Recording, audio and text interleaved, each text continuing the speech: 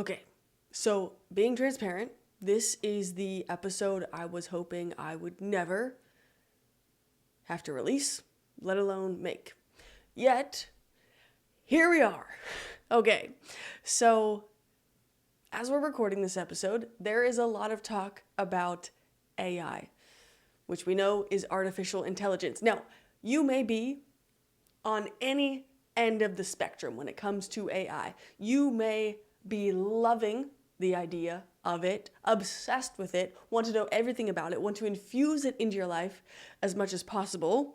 Or you could be on the very opposite end, thinking, I don't even know what AI does other than its name. Everything else about it is foreign.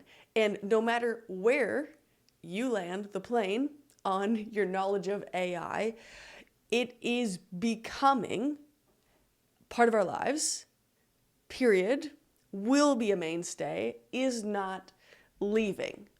And so because of this new infusion of AI into life and society as we know it, we need to talk about how it's going to impact our relationships. Because if you don't think it's going to impact your relationships, I'm sorry to say, you are dead wrong. And we have enough data and evidence pointing to it already. And we're just at the very beginnings of what AI can do. So I'm going to first share what ignited the genesis of this episode, because there have been a ton of news articles out there, many of which are talking about how people are finding creative ways to use AI. And many of them have to do with finding ways to use AI to supplement their income. And there was actually an article released last month, and I'm just going to give you the headline of this article from Fortune magazine. It says, a 23-year-old Snapchat influencer used OpenAI's technology to create an AI version of herself that will be your girlfriend for $1 per minute. Yeah, that is a real headline. This was not from The Onion or a fake news source. This is an actual thing that has happened and continues to happen. People are using AI to outsource needs. The problem with that is AI cannot replace human needs, such as needs for connection.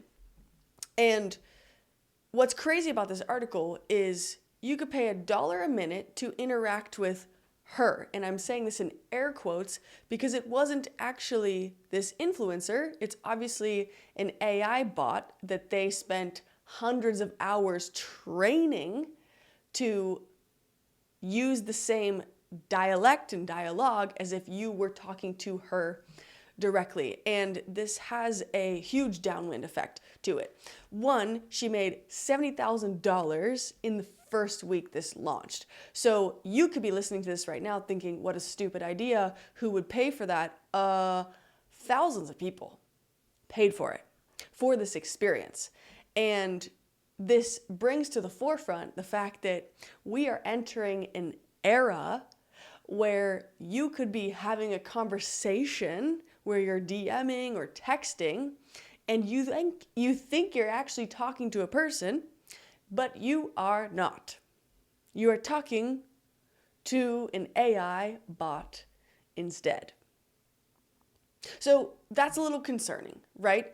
Because that can't replace the need for human interactions in our lives. And I keep referencing this even at the top of this episode because you have probably heard by now about this loneliness epidemic. And I say that because it is getting a lot of media attention right now because there have been some undeniable and heartbreaking studies revealing just how lonely we are as a society, and even the study most recently that has proven that loneliness on the body has the same impact and effect as smoking 15 cigarettes a day. So this feels like there's a lot of bad news, right, that we're talking about.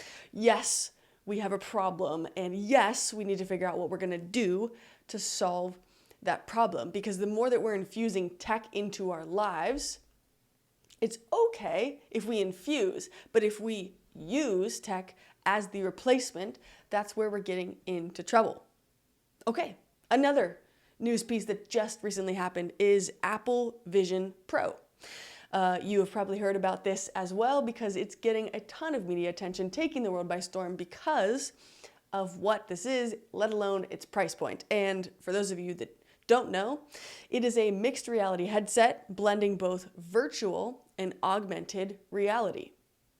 Now, what's interesting about virtual and augmented reality is it's a form of reality that isn't actually reality. So that's a little bit interesting. And I was taking a look at the Vision Pro just to see what Apple was saying about it. And let me be clear, I love Apple products. I'm using multiple Apple things right now in the studio. So I was a bit surprised when I was reading straight off of the Vision Pro homepage. You can scroll down and look right now and find it yourself to read this.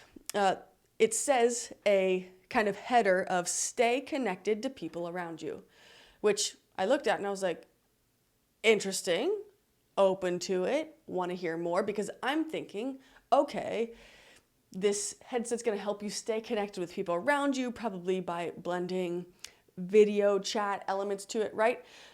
Let me explain to you what Apple's website says it does to help you stay connected to people around you. Direct quote: Vision Pro helps you remain connected to those around you.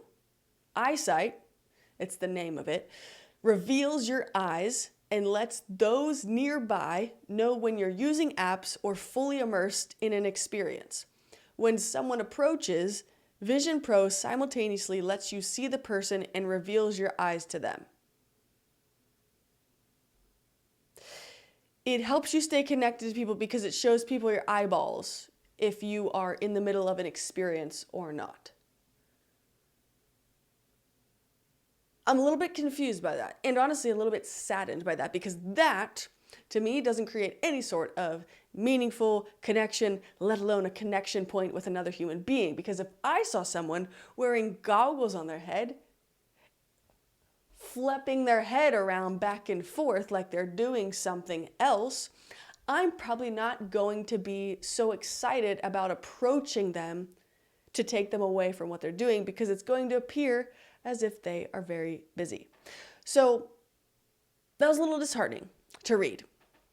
And because I kind of want to stay up with everything that AI is all about, and let me be clear, I'm by no means an expert. In fact, I'm very new to this space myself. I use ChatGPT a little bit here and there. I'm kind of learning how to use it to help me with some basic prompts and stuff like that. But there was recently an episode on the Diary of a CEO podcast with Stephen Bartlett, and he was interviewing Mo Gadot, and he was the ex-Google officer. And it was actually titled an emergency episode, and I want to share a little bit about it, because if you have the time or are interested in AI, it's almost a 2-hour episode, and it was very informative and very insightful and very alarming as well. So basically, this emergency episode is about the ex-Google officer speaking out on the dangers of AI. And it was really mind-blowing, to be honest, because you have someone who played a part in creating AI now wanting to send a message to the world of, we need to stop or at least slow down, because this is about to have a monstrosity of catastrophic effects on humanity if we do not. Now, the episode doesn't end with just that. He talks about ways in which we can help. And some of the interesting pieces he was discussing was how you can train your AI. And he talks about this example of being a good parent air quote, to your AI and training it in the right way, in an ethical manner, which I don't really want to get into much here. But he brought up some really interesting points about it. So I think it could be worth a listen. But at the very end of the episode, there was one quote that I want you to listen to, because this was the piece that really shook me. And what you're about to hear is a clip from this episode, the podcaster, Stephen Bartlett, and Mo Gadot, the ex-Google officer, talking about the next imperative steps that we as society need to take. So let's take a listen. Make it a priority.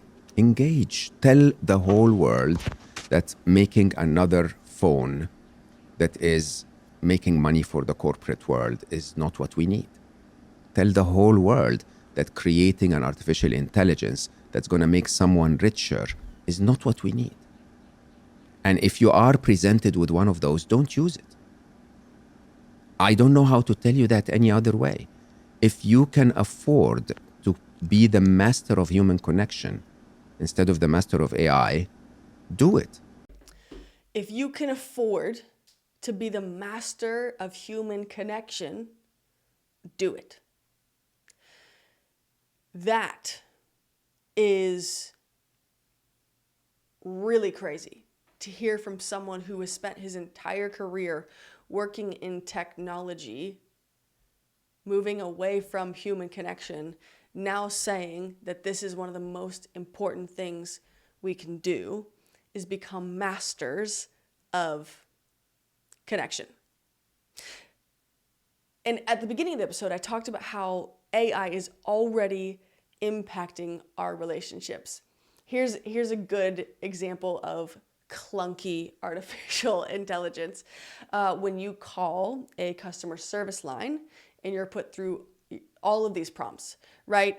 And you have these bots trying to figure out what you're saying in order to put you on the correct path.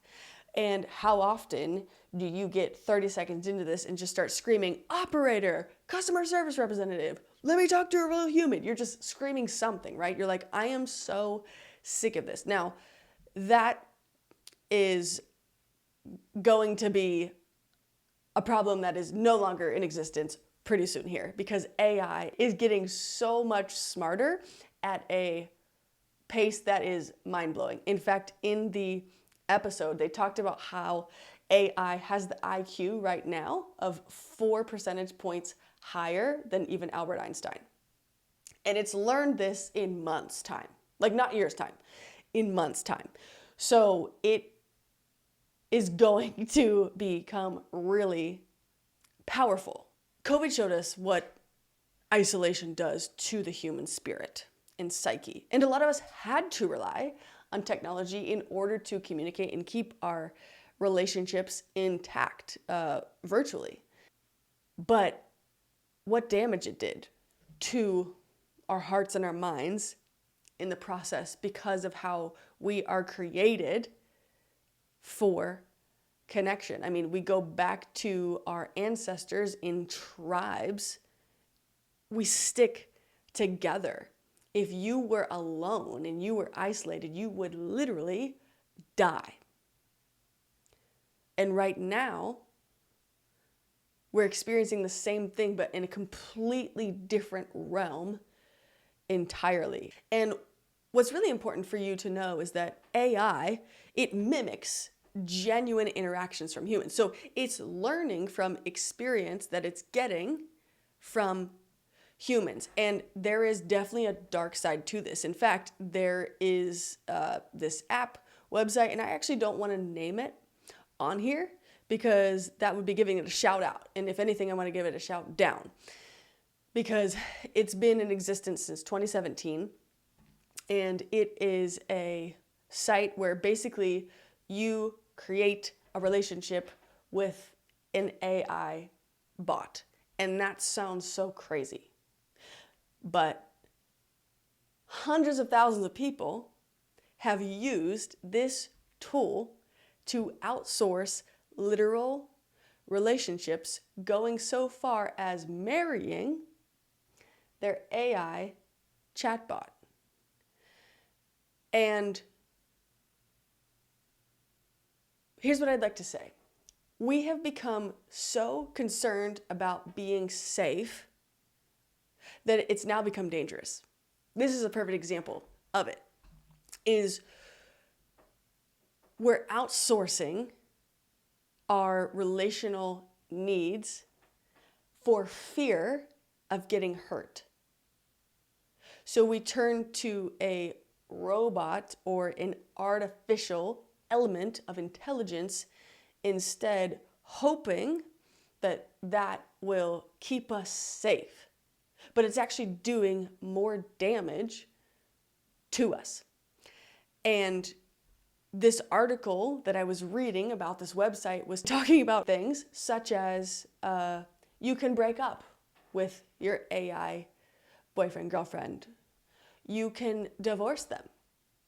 The intelligence is so compelling and strong on there with the interactions that you're having with this AI chatbot that even the breakup conversations feel very real. And of course, by that point, if you have created this emotional bond with something, it's going to feel very real. And I just find that super ironic, because if we're so afraid of getting hurt by people, why are we now getting hurt by artificial intelligence? Which really, I think, brings to the forefront this important concept of there is no way to fully protect yourself from getting hurt. No matter what you choose in life, there is always going to be a risk of some sort involved. A yes to one thing is a no to other things. And we really have to be thinking through, what am I going to say yes to? What risks are worth taking? Life is super short. We can often forget that. I'm definitely guilty of that. But then, you lose a loved one and that comes into focus again. And, they did a study on the top regrets of the dying. And on that list, one of the 5 that was consistently mentioned was the regret of, I wish I had stayed in touch with my friends. My concern is that we use non-human tools to replace what only humans can do and can bring in our lives. We can't outsource relationships and think it will work, because it will not work. It's artificial. It's augmented. It's virtual. None of these things are tactile, tangible reality. So how can we become the masters of human connections? So I have a couple thoughts here. One of them is fighting for in-person connection by going first. And I mean going first because this might be a hard pill to swallow, but if we're lonely, that's our fault. And we need to take responsibility for that, because we're the only ones that can get us out of being lonely as well, by making a concerted effort to put ourselves literally out there in society, in the world, and not hold up in our houses and on our laptops and on our phones and on everything that takes us away from other real, live, breathing human beings. We have 2 innate desires as humans, and it's to be fully known and fully loved. Artificial intelligence can fully know you, but let me make this abundantly clear so that we never forget. It cannot fully love you. Ever. If we outsource it and find ourselves in a situation that makes us feel that way, that feeling isn't real. You can't be fully loved by something that can't get hurt. Think about that. AI can't be hurt. They don't have emotions and feelings. At least not yet. And I hope we don't get to that point. We can learn to ask meaningful questions and have deep, thought-provoking conversations. And I actually want to shout out one of our sponsors, which is Party Cues, because it's the #1 questions app. And I know that a lot of people are really fearful of interacting or talking to another person for the first time because, oh, I'm so awkward and what will I say? And this entire podcast is to help you in those instances and to help give you the confidence, courage, and resources and tools that you need. And, Party Cues is a perfect example of a tool that can help with that because it's a technology supplement you can use. It's the #1 questions app. You can go on. I use it frequently. I love it, where it comes up with 32 different categories of questions in which you can ask someone to start a conversation, to ultimately punch awkward silences in the face. And they actually have a web app now as well, which I love. So you can do this in your workplace if you have icebreakers or some need or, some function where you get together as a group on Zoom calls, etc. This is a great way to get to know the people in your life if you just get so overwhelmed thinking about, I wouldn't even know what to ask. I wouldn't even know what to say to someone. Party Cues is your answer. I'm actually going to have a link in the bio for you as well because it's free. So you definitely are going to want to download it, check it out, use it, and watch relationships in your life start to flourish as a result of going there with people. But I mean, seriously, think about it. There's an intrinsic reward that we feel when we can support and help and walk alongside others. When someone says to you, hey, I need your advice on something, what immediately happens? You're like, oh, all right, I'm here, let's go. I can't wait to help with something. Because there's a reward there, because you got to be part of something meaningful for someone else. And AI can't do that for us. Certainly not in the same way. It can help, but there's no reward for it. And I just want us to keep this in focus. You are worth having incredible, meaningful, rich relationships. You're worth it. And if you're in a circumstance in your life where you moved to a new city, you're in a new phase in life, you started a new job, there's a ton of excuses, reasons we can come up with for, just not right now, like it's not really, I can't really do that. I can't really extend myself or branch out like that right now. Well, the longer you wait, the worse it's going to get. Studies have proven this. Loneliness, depression, anxiety, suicide through the roof. At what point are we all going to collectively decide to take accountability and responsibility for going out and creating these connections with other people in our lives? It's not like I'm talking to you from some high place where I'm out of touch from reality. This was me. I was this person. In college, I had no friends. And so I made a New Year's resolution to eat a meal with a stranger every single day on my college campus, get to know them, get to know their story, and reverse this curse in my life of having no friends. And it taught me how to build rich relationships in the process.